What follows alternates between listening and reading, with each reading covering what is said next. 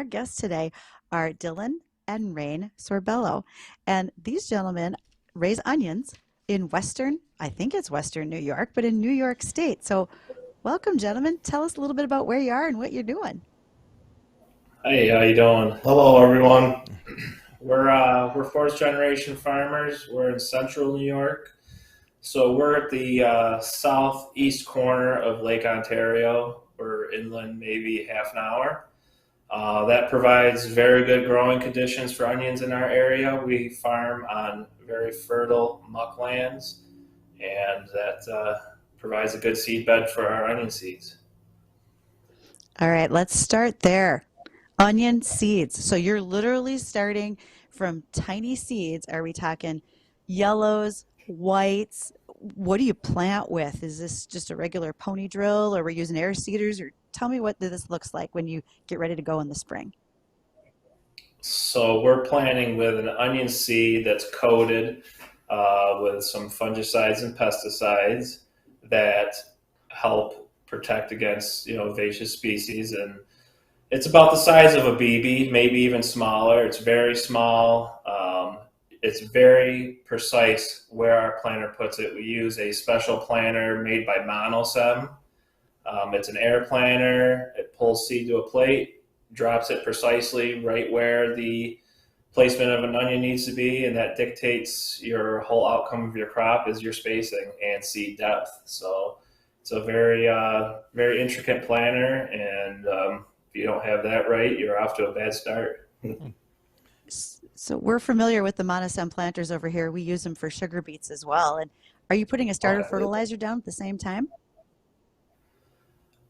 Years prior, no, we're actually switching to that this year. We're going to use an in-furrow treatment. Prior years, we had chemical in the drench instead of seed coating. Technology has made it so now the seed coating is, coated with the stuff that you need. So we got away from that. We used to put like 70 gallons the acre of water down with the seed. So now we're going to do like a 40 gallons the acre treatment. 6 gallons of that's going to be starter, and use that water to help that little seed germinate and pop up through, get better emergence that way. And what do you do with your crop then? Do you sell it locally, or what happens at harvest time? So at harvest time's a big time of year for us. A lot of labor, a lot of equipment. So just to give you some perspective, an acre of onions should produce about 55,000 pounds. Oof. So we put those into wooden onion boxes. Those get stacked outside. Curing weather, the weather in the fall helps cure the hide of that onion with the cool fall days and the sunshine. And our selling starts at that time. We sell wholesale to multiple repackers that are in New York State. They're more located closer to New York City or the tri-state area. So they repack into 2s, 3s, 5s, 10s, and sell to the chain stores that sell the onions. I see. And what does the harvest look like? I mean, what kind of equipment are you using? How difficult is it to do the harvest, and how long does that operation take? So we have specialized harvesters. They're special made here. Our brand harvester is a Shutnik onion harvester. It's kind of similar to a potato harvester, but instead of discarding vines, we're discarding the dried down top of the onion that is removed and blown out the back of the harvester and left on the ground. And then that goes up a cross elevator as the tops are removed, and that we use 2.5-ton military trucks because they're lightweight and it's better on the soil for compaction purposes. And those trucks have a V body on the back with a chain underneath, so a live bottom, and then we have a boxing line that essentially some of the debris gets shook out of them and they go in the box, so that way there's not dirt and other plant matter and rocks and stuff like that, damaging and making our onions dirty. Right. So when you're using that, like you said, it's almost a potato-like harvester. And so when I think about a potato harvester, you're using a fair amount of metal, you're trying to prevent bruising and so forth.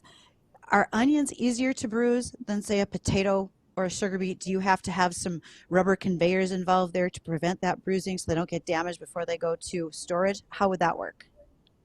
That's a good question. Onions have a very good skin. That is like one of the most important parts of varieties that we try to select is the skin and the outer layer, so that way they do not get bruising. But I mean, they're not rocks essentially, so you do need to be cautious with how you handle them. And there are, like you said, rubber padding and diversions that do help from them getting bruised or beat up, or it's called pressure bruised, is kind of where they look more square type. And so yes, you need to be delicate, but you don't need to be as delicate as a tomato or a potato or something of that nature. And how many onion farmers are there, do you guys know, across the U.S.? Because obviously it's not as widespread as soybeans, corn, potatoes, sugar beets, stuff like that. So how do you guys rank, I guess, in terms of how big your production is compared to some maybe other smaller onion farmers? So in our area, there's about 2,200 acres of onion growing land. And out of that 2,200, we're about 400 of that. So to give you perspective of that, and then there's 3 counties in New York State that grow about the same acreage. So in Western New York, there's another farmer, and then a lot of it is down near Orange County, which is in the tri-state area. They grow a lot of vegetables to supply that area. But there's farms in Michigan and Wisconsin. It's really the longitude that you can follow, and there's going to be onions across that same longitude. Yeah. Is it a pretty drought resistant crop? I mean, is it a lot of crops obviously they're not very drought resistant, and with the wild swing in weather at that latitude, it's it can vary obviously. So does it do okay in drier conditions? We are very susceptible to weather. Weather patterns affect us immensely. Onions are a very shallow rooted plant. They don't have a strong root system, so that is the biggest selection in our varieties of what soil type we're putting them on, to select what variety goes where, because if you put something that doesn't do well, then you're going to have some very small onions. Great. And guys, we're going to hit bottom of the hour here real quick, so we're going to head to break. But when we come back, we've kind of been touching on how things have looked for seeding with onions, how it looks during harvest, where they go after harvest. I got a few questions I want to hit in between planting and harvest. What are the growing conditions like for these onions? What are some threats, concerns? You kind of touched that weather is one of them, but are onions susceptible to different diseases, different pests? So we'll hit that when we come back, so stay tuned. And when we left off, we were kind of touching on what was going on up until planting and after harvest, but what about during the growing season? Guys, I want to know, how long is the growing season just to start off for onions? I mean, what time of the year do you plant, and then what time of the year do you harvest? Okay, so most of our varieties are yellow cooking onions and red cooking onions. So they take approximately between 100 and 120 days to mature, depending on the variety. We try to plant, the soil needs to be warm, kind of like corn, but we're probably 2 weeks before corn planting because of the muck soil warms up quicker. So that's usually around the 20th of April for just a benchmark, and we like to be done by the 20th of May. Anytime after that, you lose maturity days, growing degree days, so you just don't get the onion to mature properly. I see. But and we usually so oh, sorry, go on. Yep, sorry. So after planting, we go right into our pre-emergent herbicide. Because of the soil's rich nature, a lot of pesky weeds like to grow up where you don't want them, and there is no real, Roundup ready onions don't exist, or it's more conventional hand weeding and stuff like that. So we do use like Prowl and Outlook and Buck Drill and stuff like that to keep our weeds at bay.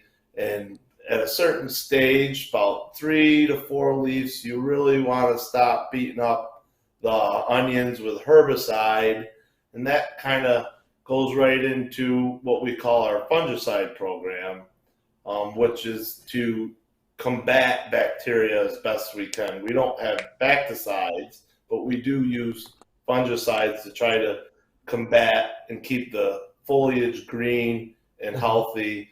And that program lasts from about the 1st of June all the way till maturity date. Great. That kind of answered my follow-up question I was going to ask was, how much labor and maintenance goes on during the growing season? Is this something you just kind of plant and then just let it ride out and then harvest it up in the fall? But that sounds like you got a decent amount of work that's going on throughout the through the growing season. What about threats and concerns for onions? You kind of touched on it a little bit. You throw down your fungicide and your herbicide as well to kind of take down on the weeds and the potential for bacteria. But what other concerns or threats are out there for onions? Are there any natural things that just cause them to die off or something like that?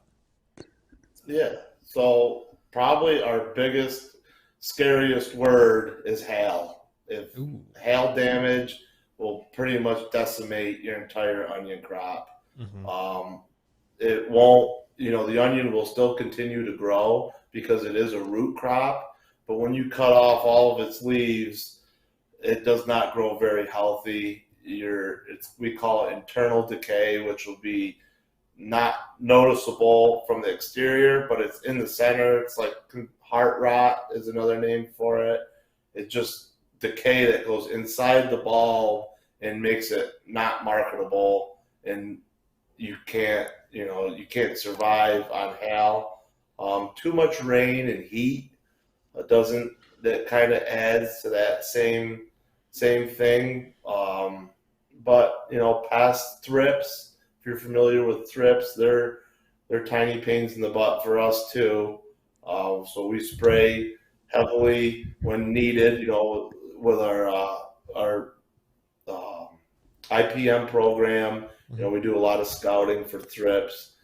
And just Mother Nature, she can be very inconsistent sometimes. Yes, it can. Yes, it definitely can. And you had touched on what kind of soil was it that you called it that you grow it in? It was a Thick soil. muck. like actual like muck, right? Yeah, yeah. So how hard is it to get equipment in there? It makes it tough. You got to watch your weight. Flotation's a huge deal. A lot of our tractors are sized appropriately to the soil. So we try to put as big of a tire on something as we can, and probably undersize a machine for its operation. We go out there with maybe 155 horse tractors. That's our plant tractors. That's our tillage tractor. And our onion harvesters are around 20,000, 25,000 pounds with good sized tires on it. And like Rane said earlier, we use deuce and a half Army trucks. They float well. They're 6x6 drive. They stay right on top, just where we want them. So yeah, with the soft soil, and you had kind of touched on that, you use the lighter vehicles and probably don't go in when you don't need to. Do you do anything with drones, whether it's inspection or application on the onions? Yeah, we love drones. It makes our life a lot easier as far as scouting. We work a lot with Nutrient Ed Solutions, and they actually have somebody on staff, and he is awesome. He has showed us issues with our singulation as far as planting. We've learned we're kind of rotating a lot with corn and soybeans now, so we've learned a lot in how to grow corn and soybeans by being our own critic, by seeing it, like Dylan says, it's almost like someone picks you up and elevates you, and you can see your whole field, and you can see, the north corner versus the south corner and soil types. Drones are a very, very important tool to what, and we like to see that the drones keep evolving as far as spraying ditch banks and seeding and stuff like that. It's definitely a really cool tool. That is super cool. So when I think about all the things that you guys are doing, two things come to mind. One, how big are these onions? Because I know what the size of them are when I raise them in my garden, number one. And two, how long have y'all been, not that small, Justin, I get bigger onions than that. And how long have you been raising onions? How did this all start? Because I'm going to guess that maybe great grandpa didn't have the corner on the onion market at the time he was homesteading. So start from the beginning. Our great grandfather did come over from Italy. 1923 started the farm, a farm that we still use today. And he started as a sharecropper on 5 acres and grew multiple vegetables. Onions were a crop among other crops in this area. And as this area evolved to, bigger equipment and bigger farmers, lettuce and onions were kind of a split. A lot of lettuce was grown in this area, and then it kind of in the 90s, the lettuce kind of died off, and onions has been the predominant crop for what we're doing. We market our onions mainly what we grow for we set our sights on a 2 1/4 to a 3-inch onion. That's what we want to grow our crop for. Now, does that happen all the time? No. Dry year, you're going to have a lot of 2-inch onions. A really good growing season with a lot of rain, they're going to grow big, and you're going to have 3-inch plus onions. The issue with that is, like Rain touched on earlier, the internal decay ramps up. You got a lot of wet weather, and like onions, they're very susceptible to that. Every leaf of an onion is a ring of an onion. So if you get one leaf that gets to decay, pulls that in, you've got it inside the bulb, along with some pathogens in the soils that do attack the basal plate and can come up through the basal plate as well. So that's our market that we shoot for. So. Well, when you said something can come in and attack them, just like that, what you mentioned earlier about those tiny pain in the butt thrips, because they are tiny and they're a real pain. We did have an email question, and that is, I happen to know that a lot of your crop is marketed to the East Coast, but what parts of the country have the strongest demand for onion? Or would you say it's pretty level across everywhere, we're all using onions universally? So our location actually is we're in a pretty good spot. We're near the tri-state area of New York and New Jersey and Philly. So that's where a lot of stuff gets consumed, obviously, because there's more population. But yeah, that's the main outlet of our onion crop is the Northeast. Some of it does go south, but it's not as often as what we sell locally. Okay. And do you use much for hand labor? And is it hard to have enough labor for all the operations that have to happen on your farm? Yes, there's a lot of hand labor. We use H2A workers from Mexico. We have 15 workers that come up. We're going to get about 4 here in the month of February to help us with our packaging and hand grading. A lot of that weeding that we touched on earlier is hand weeding. There's no Roundup Ready or something like that. Once your herbicide program's finished, any weeds, escapes, stuff like that is all hand wed. And at the end of the season before harvest, we have to pull our headlands back from the ditches for the machines to turn around. There's no real windrower. I mean, you could use a harvester, but what you would run over is almost worth paying the guys and women to pull the ends back. Mm-hmm. That's what we call it, pull the ends back so the machines can turn around. Absolutely. Well, I happen to know that you guys also have a YouTube channel, and you might be just getting a little bit into social media and showing off what happens in your operation. How could folks follow you and find you out there? So our handle on YouTube is Off the Muck. That's where we try to post weekly content on what we're doing at that point in time in the year, and the preparation of what's to come for 2023. Still at this point right now, we're still grading onions that we harvested in September, and that season will end in April. And then as soon as that ends, we'll start planting onions again. So you can see that also on our Facebook, Instagram, and Twitter page at Sorbello and Sons Farms. That's where you can see that as well.